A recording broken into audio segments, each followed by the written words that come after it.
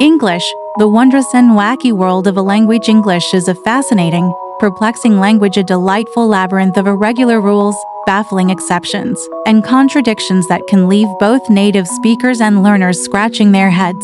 Let's embark on a journey through this quirky realm, where words, sounds, and sentence structures seem designed to test our patience and spark our curiosity. Start with everyday oddities. We park our cars on a driveway, but we drive our cars on a parkway. Why the flip?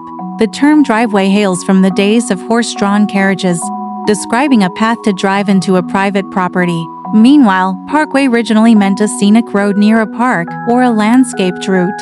Yet today, we speed along it in our vehicles. Logic, it seems, took a detour somewhere along the way in English's evolution. Then there's transportation. When you send something by car, it's called a shipment, but send it by ship, and it's cargo. Shipment ties to the verb ship, meaning to dispatch, rooted in Old English. Cargo, borrowed from the Spanish cargar, to load, became the go-to for maritime hauls, echoing trade traditions. These terms coexist in English, but no one can quite explain why they don't swap places more sensibly. Consider how we label people. A piano player is a pianist, a graceful term with the is suffix marking skill or mastery. But why isn't a race car driver a racist? Of course, racist carries a wholly different meaning, tied to prejudice. Instead, we stick with the simple driver, as if English decided to keep it straightforward here, only to lavish complexity elsewhere. Take North America's favorite sport, football. Oddly, the ball is rarely touched by feet.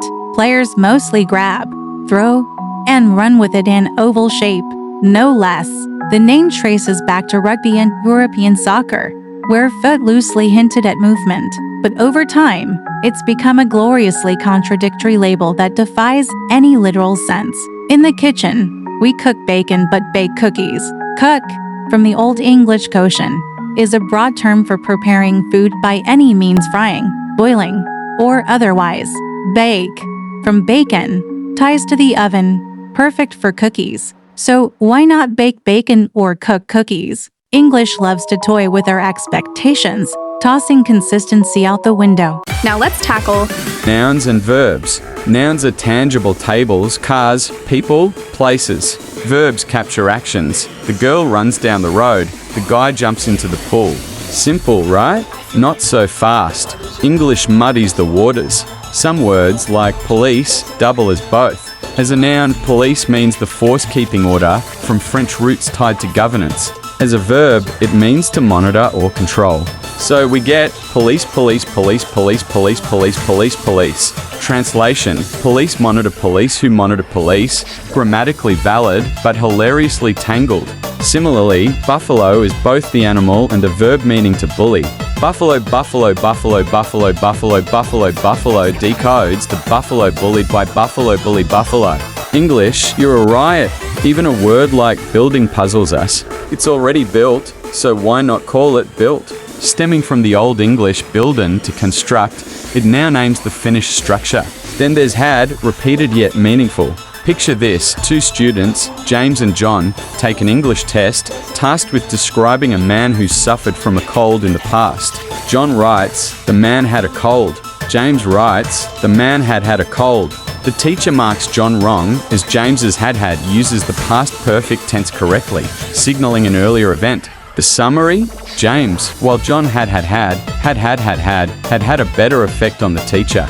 Punctuated, it's James, while John had a better effect on the teacher. Meaning, James's choice impressed more. Bizarre, but true. English brims with homonyms and homographs, words that sound or look alike but differ in meaning. Bow can be a weapon for arrows, a ribbon on a gift, the front of a ship, or the act of bending in respect, each pronounced or used differently, with roots in Old English, Norse, and French. Lee, a sheltered spot, rhymes with re but not red, the colour. Red rhymes with read, past tense of reading. Polish as a verb means to shine. As a noun or adjective, it's about pole, and context shifts everything. Using chemicals to remove the Polish shine is standard, but to remove the Polish people carries a dark, unintended twist. Pronunciation: a wild ride. Bomb explosive doesn't rhyme with tomb grave, despite a simple letter swap. Change B to C for comb for hair, and it still doesn't match. Swap C for H to get home house, finally a rhyme. But then H to S makes some a few, and we're off track again. The letter X sounds like KS in apex or relax, but flips to Z in xylophone or xenophobic. C mimics K in cat and can, yet softens to S in cigar or scent. The letter W looks like two V's in many fonts. Despite being W, it all depends on how you write it. Then, GH and PH blend to make an F sound, as in tough or phone. Though ending is a nightmare, cough to hack, rough uneven, bow tree branch, through a cross, and though despite all end in O, yet none rhyme. Meanwhile, pony small horse and bologna sausage do. You can spell fish using the GH from tough, the O from women, and the T from nation. Even what can be crafted from silent letters, W from answer, H from ghost, A from aardvark, T from listen, inaudible, because they're mute. Silent letters are another prank.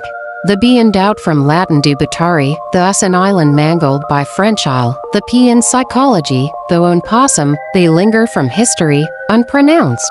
Every letter in the alphabet goes silent sometimes, turning spelling bees into traps for the unwary. We get lazy, too, with contractions. I am going to shrinks to Ima, have not to haven't, did not to didn't. They're splits three ways, their location, their possession, there they are, or recipe for mix-ups. We've gone wild with triple contractions like the old you all would have, sounding natural but looking chaotic. Expand why won't she come to my party? And you get why will not she come to my party, awkward syntax, yet we use it.